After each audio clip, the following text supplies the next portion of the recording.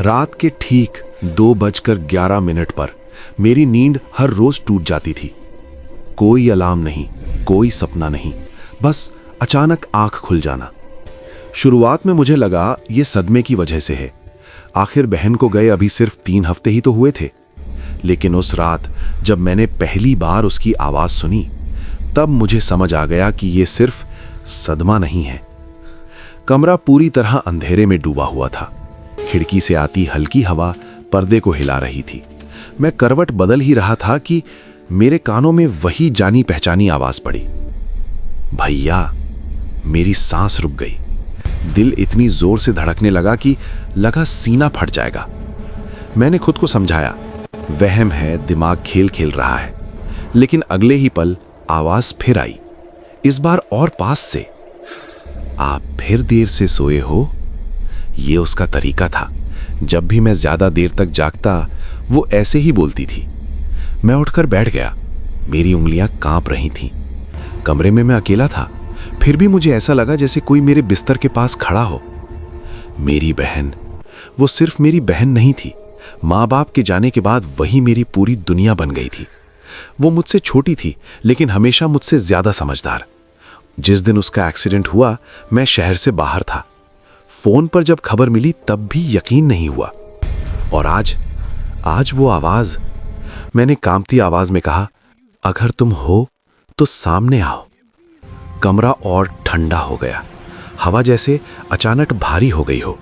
और तभी मुझे अपने बिस्तर के पास वजन महसूस हुआ, जैसे कोई बैठ गया हो। मेरी आंखों से अपने आप आंसू बहने लगे। डर नहीं था उस पल, बस एक अजीब सी टूटन थी। तुम ठीक नहीं हो भैया, उसने कहा। आप फिर खुद को दोष दे रहे हो। मैंने आंखें बंद कर लीं। ये वही बात थी जो वो जिंदा रहते हुए भी कहती थी। मैं रोज खुद को कोसता था कि काश उस दिन मैं घर पर होता। उस रात वो बहुत देर तक मुझसे बात करती रही। मैं नहीं जानता वो सपना था या सच, लेकिन जो महसूस हो रहा था वो बिल्कुल असली था। अगली रात भी फिर उसी समय मेरी नींद टूटी। इस बार मुझे डर नहीं लगा, बल्कि दिल में एक अजीब सा सुकून था, जैसे वो सच में वापस आ गई हो। हर रात वो आती, मेरे दिन के बारे में पूछती, मुझे समझाती कि आगे बढ़ना जरूरी है। वो हमेशा मेरे दाईं तरफ बैठती थी। मैं उसे देख नहीं पाता था, लेकिन उसकी मौजूदगी साफ महसूस होती थी। लेकिन तीसरी रात कुछ बदल गया। उस रात जब उसने मेरा नाम लिया, उसकी आवाज में वो अपनापन नहीं था। वो आवाज थोड़ी भारी थी, थोड़ी खिंची हुई।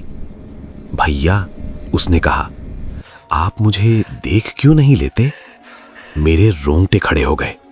उसने कभी ऐसा नहीं कहा था। मैंने डरते हुए पूछा, तुम चाहती हो मैं देखूं? कुछ सेकंड का सन्नाटा। फिर वो बोली, मैं चाहती हूं आप मुझे पहचानो। अचानक कमरे में अजीब सी बदबू फैल गई, जैसे गीली मिट्टी की, जैसे बरसों पुरानी चीजें सड़ रही हों। मुझे पहली बार एहसास हुआ उसकी आवाज अब ठीक वैसी नहीं रही थी। मैंने कांपते हुए कहा, तुम मेरी बहन हो, है ना?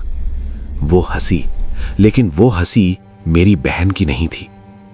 मैं वही हूं जिसे आप हर रात बुलाते हो, उसने कहा। मेरे हाथ ठंडे पड़ गए। मैंने कभी उसे बुलाया नहीं था, लेकिन मैं हर रात उसके बारे में सोचता था, हर रात उसे याद करता था। उसने धीरे धीरे मेरे कान के पास आकर फुसफुसाया, आपका दुख, आपका प्यार, यही मुझे यहां लाया। अब मुझे समझ आ रहा था, ये मेरी बहन की आत्मा नहीं थी, ये कुछ और था, कुछ जो मेरे दर्द से जुड़ गया था। मैं बिस्तर से कूदकर खड़ा हो गया, कमरे की लाइट जलाई। कमरा खाली था। उस रात के बाद मैंने उससे बात करना बंद कर दिया। मैंने अपने कान बंद कर लिए, खुद को मजबूर किया कि उसकी आवाज को ना सुनो। उसके बाद कई रातों तक कुछ नहीं हुआ। 2:11 पर नींद तो खुलती थी, लेकिन कोई आवाज नहीं आती थी। मैंने खुद को समझा लिया था कि शायद सब खत्म हो गया है। शायद मैंने उसे नजरअंदाज करके सही किया। लेकिन 7वीं रात मैं पहली बार उस समय जागा नहीं। सुबह मेरी आंख खुली तो सूरज निकल चुका था। घड़ी देखी, 6:40। मेरे शरीर में अजीब सी थकान थी, जैसे पूरी रात किसी ने मुझे दबाकर रखा हो। मैं उठने ही वाला था कि तकिए के नीचे कुछ सख्त सा महसूस हुआ। वो एक कागज था। कागज पुराना था, मिट्टी से सना, और उस पर मेरी बहन की लिखावट थी। मेरे हाथ कांपने लगे। उस पर लिखा था, भैया अगर आप ये पढ़ रहे हो तो इसका मतलब है वो अब आपको सुनने नहीं देती। मेरे गले से आवाज नहीं निकली। नीचे एक लाइन और थी, वो मेरी आवाज चुरा रही है। मेरे पैरों तले जमीन खिसक गई। मेरी बहन की लिखावट, लेकिन तारीख आज की। मैंने घबराकर चारों तरफ देखा। दाईं तरफ वाली कुर्सी अब भी वहीं थी, लेकिन इस बार उस पर धूल नहीं थी, जैसे कोई रोज वहां बैठता हो। उसी पल मेरे कान के बिल्कुल पास बहुत हल्की आवाज आई, आपने देखा, अब आपको भी लिखना पड़ेगा। मेरे हाथ अपने आप कांपने लगे। उंगलियां मुड़ गईं, जैसे किसी और ने उन्हें पकड़ लिया हो। मैं चीखना चाहता था लेकिन आवाज नहीं निकली। मेरे हाथ ने मेज से पेन उठाया, कागज सामने खींचा और मेरी लिखावट में नहीं, मेरी बहन की लिखावट में एक लाइन लिखी गई, आज वो मेरी जगह जागा। अब मैं समझ चुका हूं, 2:11 पर वो किसी को बुलाती नहीं है, वो किसी को बदलती है। मेरी बहन गई नहीं थी, उसे धीरे धीरे कोई और बनना पड़ा था। और अब आज रात अगर मेरी नींद नहीं खुली तो शायद कल सुबह कोई और मेरी जगह ये कहानी सुना रहा होगा।